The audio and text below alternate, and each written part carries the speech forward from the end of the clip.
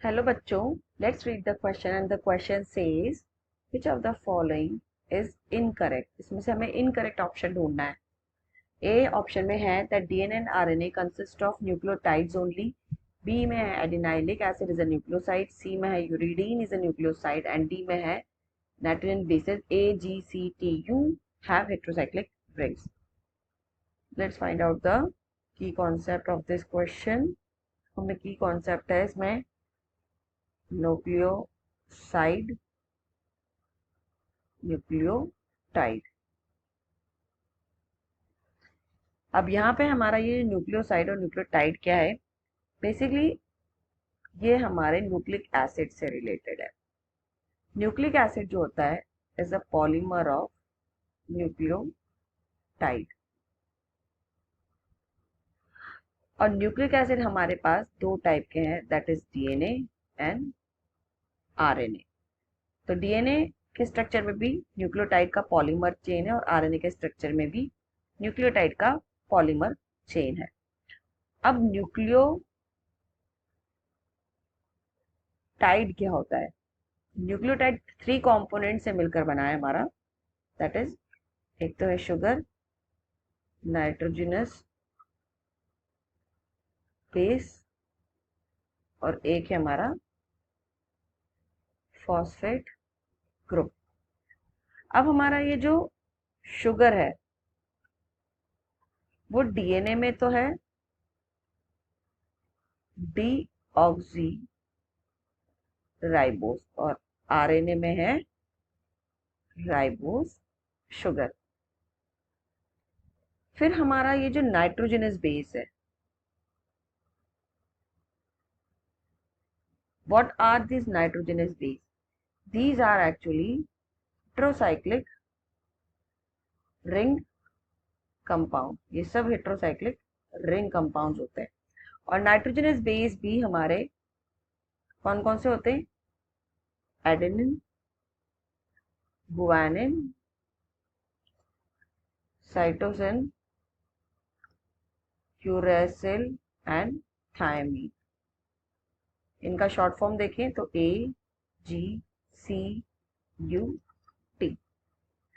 अब इनमें से डीएनए में पाए जाते हैं adenine, guanine, cytosine and thymine and RNA में पाए जाते हैं adenine, guanine, cytosine and uracil.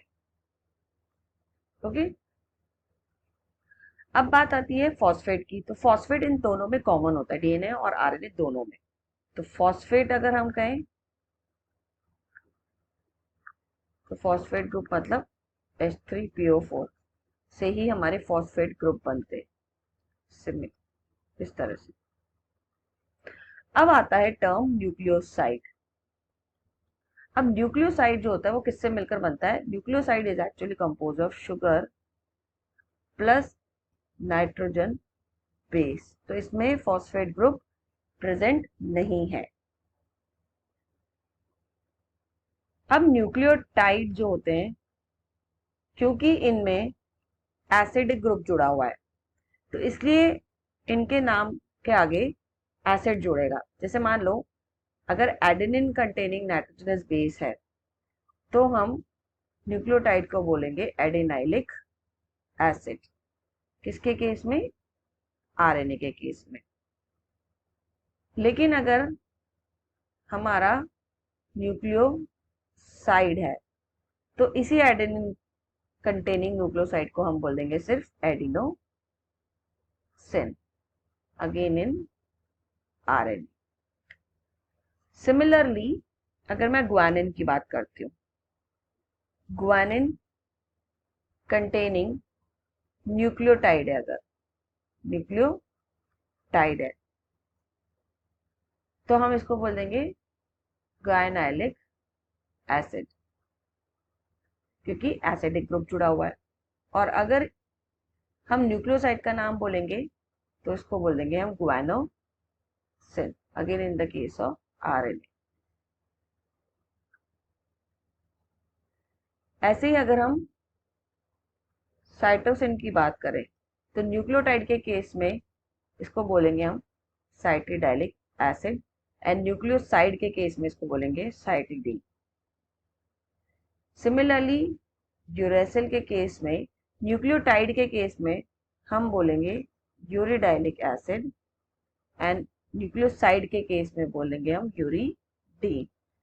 तो ये सब मैं किसके बारे में बोल रही हूँ, आरएनए के केस में। क्योंकि अब अगर डीएनए होता फॉर एग्जांपल, तो डीएनए के केस में इन सबके आगे क्या जुड़ जाता है, डीऑक्सी डीऑक्सी।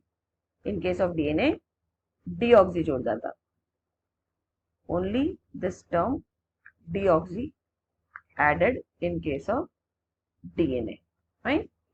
अब हम ऑप्शन पे अगर आते हैं तो see the options are, option A कहता है कि DNA and RNA consist of nucleotides only, तो this is correct, yes it consist of nucleotides. B option दे रहा है एडेनाइलिक acid is a nucleoside, this is incorrect. क्यों, क्योंकि एसिड वर्ड जुड़ा हुआ है इसमें, एसिड, तो ये तो न्यूक्लियोटाइड हो गया, तो न्यूक्लियोसाइड लेकिन दे रखा है, इसलिए ये ऑप्शन इनकरेक्ट है। सी ऑप्शन दे रखा है that uridine is a nucleoside, तो this is correct because nucleoside में एसिड वर्ड नहीं आएगा, इसलिए uridine is the name of nucleoside containing uracil as the nitrogenous base. D option है nitrogenous base A G C T U have heterocyclic rings, this is also correct क्योंकि सारे nitrogenous bases में heterocyclic ring compounds होते हैं। तो इसमें पूछा गया है कि which of the following is incorrect, तो ऑब्वियसली हमारा बी ऑप्शन जो हो गया वो टोटली इनकरेक्ट हो गया, that is adenylic acid is nucleosides. So we will go with option B. So answer is B. So I hope you understood it well. Best of luck.